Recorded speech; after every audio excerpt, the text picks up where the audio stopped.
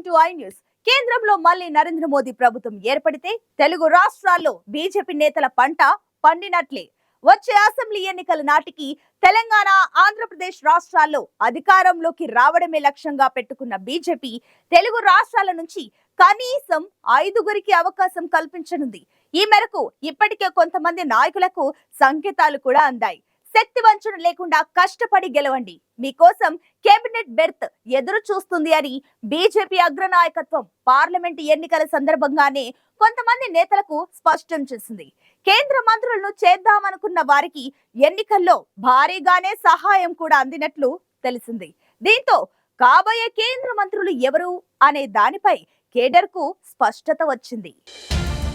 BJP ఆశిస్తున్నట్లు కేంద్రంలో ఆ party మూడోసారి అధికారంలోకి రాగలిగితే తెలుగు రాష్ట్రాల పంట పండినట్లే. తెలంగాణ, ఆంధ్రప్రదేశ్ రాష్ట్రాల నుంచి ఈసారి బీజేపీ ఎక్కువ సీట్లు గెలుచుకుంటుందని అంచనా వేస్తున్నారు. తెలంగాణలో 8 నుంచి 10, ఆంధ్రప్రదేశ్లో 2 నుంచి 4 స్థానాలు గెలుచుకుంటామని బీజేపీ అంచనా వేస్తుంది. అదే జరిగితే ఈ 2 రాష్ట్రాల నుంచి ఖచ్చితంగా 10 మందికి పైగా బీజేపీ ఎంపీలుంటారు. కర్ణాటక మినహా మరే దక్షిణాది రాష్ట్రం నుంచి కూడా ఇంతమంది ఎంపీలో బీజేపీకి ఉండే అవకాశం లేదు. దీంతో వచ్చే కేబినెట్లో ఈ 2 రాష్ట్రాల నుంచి ఎక్కువ మంది ఎంపీలకు కేంద్ర మంత్రులయ్యే ఛాన్స్ వస్తుంది. అదీకాక వచ్చే అసెంబ్లీ ఎన్నికల్లో విజయబావుట ఎగరేసి తెలంగాణలో అధికారంలోకి రావాలని బీజేపీ తహతలాడుతోంది.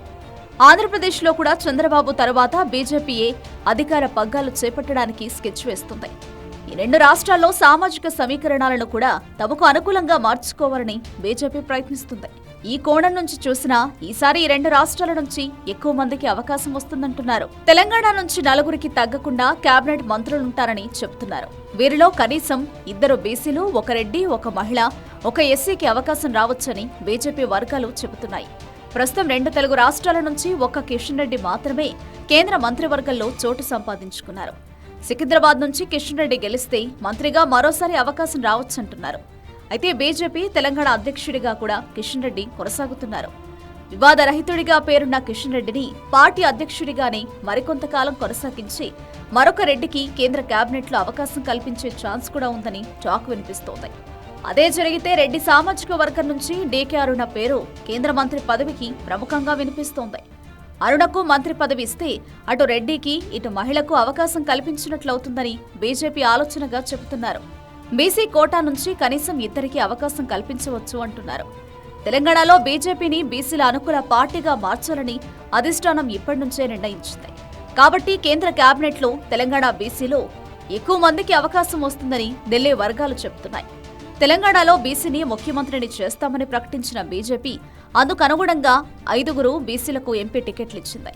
1 బీసీని రాజ్యసభ సభ్యుడిని చేసింది. తెలంగాణలో ముదిరాజ్, మున్నూరు కాపు, గౌడ సామాజిక వర్గాల నుంచి బీజేపీ ఎంపీ అభ్యర్థులున్నారు. ముదిరాజు సామాజిక వర్గం నుంచి సీనియర్ నాయకుడు ఈటెల రాజేందర్ కు కేంద్ర మంత్రి పదవి దాదాపు ఖాయమని బీజేపీ నాయకులు చెబుతున్నారు. రాష్ట్ర మంత్రిగా 7 సార్లు ఎమ్మెల్యేగా గెలిచిన రాజేందర్ అనుభవాన్ని దృష్టిలో పెట్టుకుని బీజేపీలో ప్రాధాన్యత ఇస్తారంటున్నారు. ఇక మున్నూరు కాపు సామాజిక వర్గం నుంచి ఒకరికి ఛాన్స్ వస్తుంది. కరీంనగర్ నుంచి పోటీ చేసిన బండి సంజయ్, నిజామాబాద్ నుంచి పోటీ చేసిన ధర్మపురి అరవింద్, రాజ్యసభ సభ్యుడు డాక్టర్ కె లక్ష్మణ్ మున్నూరు సామాజిక వర్గానికి చెందినవారు. వీరిలో ఎవరి అర్హతలు వారికున్నాయి. దీంతో వీరిలో ఒకరికి ఖచ్చితంగా మంత్రి పదవి వరించనుంది. గౌడ సామాజిక వర్గం నుంచి బూరా నర్సయ్య పేరు కూడా ఖచ్చితంగా పరిశీలనలో ఉంటుంది. రాష్ట్ర బీజేపీ అధ్యక్ష పదవి నుంచి కిషన్ రెడ్డిని తప్పిస్తే ఈ 5గురు బీసీ ఎంపీలలో ఒకరికి పార్టీ బాధ్యతలు అప్పగించే అవకాశాలు కూడా ఉన్నాయి. తెలంగాణలో బీసీలతో పాటు మాదిగలు కూడా ఎక్కువ సంఖ్యలో ఉన్నారు.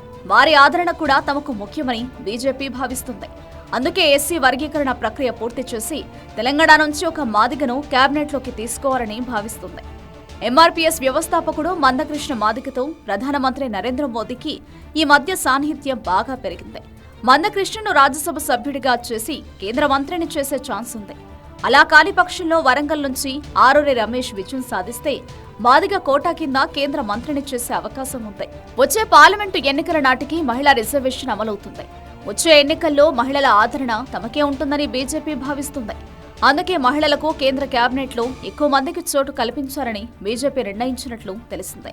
హైదరాబాద్ నుంచి మాధవీలత గెలిస్తే తప్పక మహిళా కోట కింద కేంద్ర మంత్రి కావచ్చు అంటున్నారు. ఇక ఆంధ్రప్రదేశ్ విషయానికొస్తే ప్రధానంగా 3 పేర్లు వినిపిస్తున్నాయి. వచ్చే ఎన్నికల నాటికి ఆంధ్రప్రదేశ్లో కాపు నాయకత్వాన్ని బాగా ప్రోత్సహించాలని బీజేపీ నిర్ణయించింది. Cine hero Pawan Kalyan promote చేయాలని కూడా నిర్ణయించింది.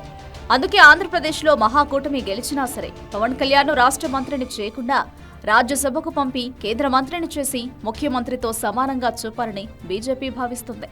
కాపు వర్గానికి చెందిన పవన్ కళ్యాణ్ కేంద్ర మంత్రిని చేస్తే దాని ప్రభావం ఏపీతో పాటు తెలంగాణలో కూడా ఉంటుందని బీజేపీ అంచనా వేస్తుంది. భవిష్యత్తు రాజకీయాల్లో పవన్ క్రేజ్ను, పవన్ సామాజిక వర్గాన్ని తమ వ్యూహాలకు అనుగుణంగా వాడుకోవాలని బీజేపీ ఎత్తుగడ వేసింది. రాష్ట్ర బీజేపీ అధ్యక్షురాలిగా ఉన్న పురంధేశ్వరి అనకాపల్లి నుంచి పోటీ చేసిన సీఎం రమేష్ కూడా మంత్రి పదవి రేసులో ఉంటారు. అయితే ఎన్టీఆర్ కూతురుగా మాజీ కేంద్ర మంత్రిగా పురంధేశ్వరికి ఎక్కువ అవకాశాలు ఉన్నాయంటున్నారు. రాజంపేట నుంచి పోటీ చేసిన మాజీ ముఖ్యమంత్రి కిరణ్ కుమార్ రెడ్డి విజయం సాధిస్తే ఆయన పేరు కూడా కేంద్ర మంత్రి పదవి కోసం సీరియస్ గా పరిగణలోకి వస్తుంది. మాజీ ముఖ్యమంత్రి కావడం, రెడ్డి నేత కావడం Kiran Kumar Reddy plus points. Telugu Desam party నుంచి కూడా ఒకరికి కేంద్ర మంత్రి పదవి భరించే అవకాశం ఉంది. శ్రీకాకుళం నుంచి పోటీ చేసిన బీసీ సామాజిక వర్గానికి చెందిన కింజరపు రామ్మోహన్ నాయుడు పేరును పరిశీలించే అవకాశం ఉంది. కేంద్ర మంత్రులుగా అవకాశం కల్పించాలని భావించిన వారికి అధిష్టానం ఎన్నికల సమయంలోనే సంకేతాలిచ్చినట్లు సమాచారం. మీరు కేంద్ర మంత్రి అయ్యే అవకాశం ఉంది, గట్టిగా ప్రయత్నించి ఎంపీగా గెలవండి అని చెప్పినట్లు సమాచారం. కేంద్ర మంత్రిని చేద్దామనుకునే వారికి తగిన సహాయాన్ని కూడా పార్టీ తరపున అందించినట్లు కూడా తెలిసిందే. అయితే బీజేపీ నుంచి పోటీ చేసిన వారిలో ఎంతమంది గెలుస్తారు, కేంద్రంలో మళ్లీ బీజేపీ ప్రభుత్వం వస్తుందా అనే అంశాలపై కూడా కేంద్ర మంత్రులు ఎవరు అవుతారనే విషయం ఆధారపడి ఉంటుంది.